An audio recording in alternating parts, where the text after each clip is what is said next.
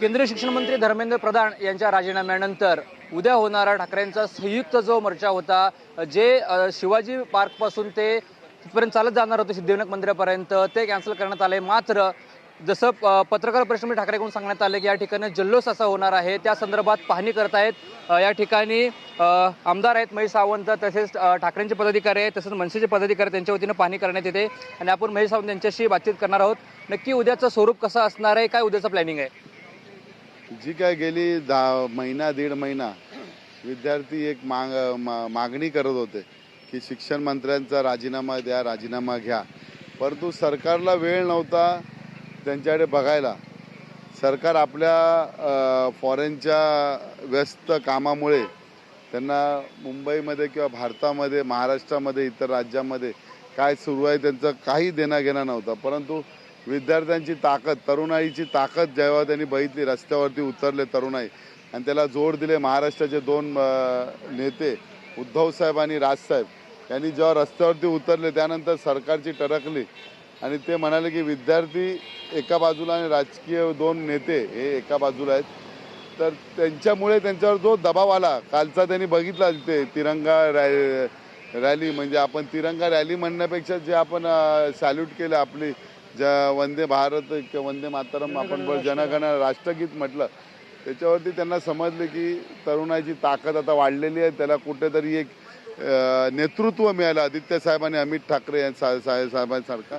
त्यामुळे सरकारला दोन हात मागे घ्यावे लागले। शेवटी प्रधान यांनी आज जो राजीनामा दिला आहे, हे राजीनामा त्यांनी डोळे बंद करून दिला आहे, कारण ते नाईलाज दिलेलं आहे तरुणाची ताकद बघून। आणि तो तरुणाईचा उत्साह आणि जल्लोष उद्या इथे तुम्हाला बघायला मिळेल।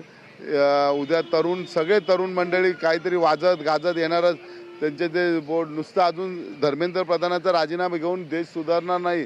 देशामध्ये एवढी अराजकता मांडलेली आहे, ते सुधारण्यासाठी तरुणांनाच आता हातात देश घ्यावा लागेल असं वाटते।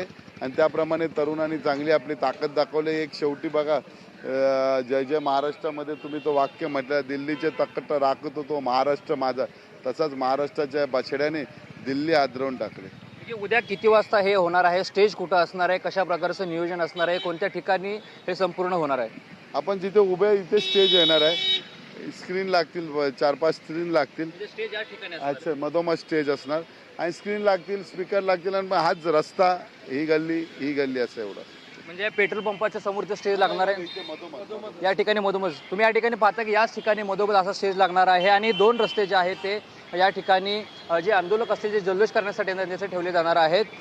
काय वाटतं, सरकार अखेर नमलं, वेळ लागला? कारण का नरेंद्र मोदी, पंतप्रधान नरेंद्र मोदी यांचा विचार केला तर इंस्टाग्रामवर त्यांनी भर दिल्याचं आपल्याला पाहायला मिळालं। हाय फ्रेंड्स नावाने सुरुवात करण्यात आली, कुठेतरी वेळ लागला नमायला। बघा, माणसाची उतरते कळा आली ना की माणूस नमतो।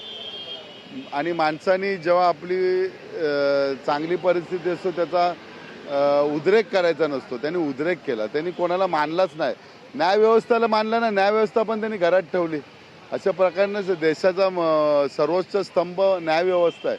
त्यांना न्यायव्यवस्थेला त्यांच्याप्रमाणेच काम करू दे। त्यांना सुद्धा तुम्ही बंधनात अडकवता, त्यांच्यावर सुद्धा दबाव टाकता, हे चुकीचं आहे। जे महाराष्ट्रात घडलं आहे हे कोणाला न परवडणार आहे, न रुचणार आहे। आमदार दिवस आमदार फोडता, खासदार फोडता। अरे, आमच्यासारख्यांनी मेहनत करून त्यांना निवडून आणलं आहे ना, आणि त्यांचा कुठलाही पक्षाचा असू दे, परंतु जे केलं आहे, कृत्य केलं आहे, हे कृत्य अतिशय घृणास्पद आहे। ज्यांनी पक्ष स्थापन केला त्यांच्याकडनं त्यांची पक्षाची चिन्ह चोरून घेता, हे देशाच्या लोकशाहीला घातक आहे। हे कुठेतरी देश हुकुमशाहीकडे जात होता, परंतु तरुणांनी योग्य वेळी त्यांना त्यांची दिशा दाखवली। उद्या जे येणार आहेत, जे असतील, आंदोलक असतील, विद्यार्थी असतील, काही पदाधिकारी, त्यांना तुम्ही काय आव्हान कराल, काय संदेश द्याल? आव्हान अशीच आम्ही सांगणार आहे, राजसाहेब आणि उद्धव साहेब तर सांगणारच आहेत की ही एकता आहे, ही एकता 29 पर्यंत असाच ठेवा, कारण देशात उलथापालट झाल्याशिवाय देश सुधारणार नाही। एकीकडे हे होत असताना वेगळा प्रश्न, एकीकडे हे होत असताना तडकाफडकीनं देवेंद्र फडणवीस दिल्लीला गेले, एकनाथ शिंदे दिल्लीला गेले, काय तुमचा अंदाज आहे? काय वाटतं? बघा, आम्ही अंदाज बांधायचे सोडून दिले, इथे अंदाजावरती काय होत नाही। तुम्हाला काय वाटतं, ते दोघं तडकाफडकी दिल्लीला गेले, राजीनाम्यानंतर लगेच दिल्लीला गेले? कोणाला तरी एकाला केंद्रीय मंत्री करतील, एकाला मुख्यमंत्री करतील, असा अंदाज, असा लोक म्हणतात अंदाज। आता खरा खोटा देवाला माहिती किंवा त्या भाजपवाल्यांना माहिती। काय वाटतं, असं होईल? होऊ शकते काही भाजपमध्ये काही होऊ शकते. तुम्हाला वाटलेलं एवढे आमदार फुटल्यानंतर किंवा खासदार फुटतील असं वाटलेलं, परंतु पैसा दबाव याच्यावरती काही करू शकतात. एकनाथ शिंदे पुन्हा मुख्यमंत्री होणार? ते आता मी कसं सांगणार, मी थोडा भविष्यवाणी आहे. ते बघतील काहीतरी, ज्यांना खुर्ची वाचवायची असेल ते खुर्ची वाचवतील, ज्यांना शर्यत करायची असेल तर शर्यत करतील. त्याच्यामध्ये आम्ही काय बोलू शकत नाही, राजकीय विश्लेषण आम्ही देऊ शकत नाही बाकी. परंतु चाललेली राजकीय परिस्थिती अतिशय वाईट आहे. नक्कीच या ठिकाणी जर तुम्ही पाहताय की पाहणी करत आहेत, हा जो शिवाजी पार्क परिसरातला पेट्रोल पंप आहे, इथल्या मधोमध ही जी मधली जागा बघता, या सिग्नलच्या मधोमध स्टेज मारला जाईल आणि हे जे 3 रस्ते आहेत ते 3 रस्ते पूर्णपणे ब्लॉक करण्यात येईल आणि या ठिकाणी जे आहे ते जल्लोष व्यक्त करण्यात येत आहे. मात्र सुरुवातीला हे राजीनाम्याच्या अगोदर हे शिवतीर्थापासून ते शिवाजी पार्कपासून ते सिद्धिविनायक मंदिरापर्यंत पायी चालणार, मात्र हा एक कॅन्सल करून याच ठिकाणी जे आहे ते आता स्टेज बांधला जाणार आहे आणि इथून जे आहे ते या ठिकाणी उद्या जे आहे ते होणार आहे. उद्या नक्की किती वाजता सर्व या ठिकाणी जमण्याचं संकेत आहेत काय? 10 वाजता.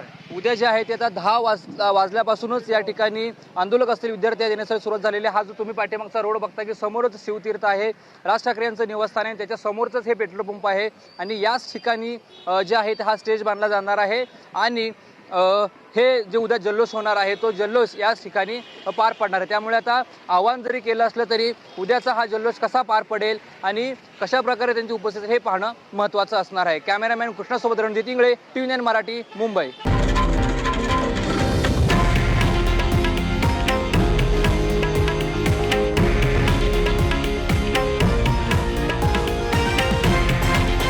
हे आहे देशातील नंबर 1 न्यूज नेटवर्क आणि आपण पाहत आहात TV9 मराठी, एकमेव.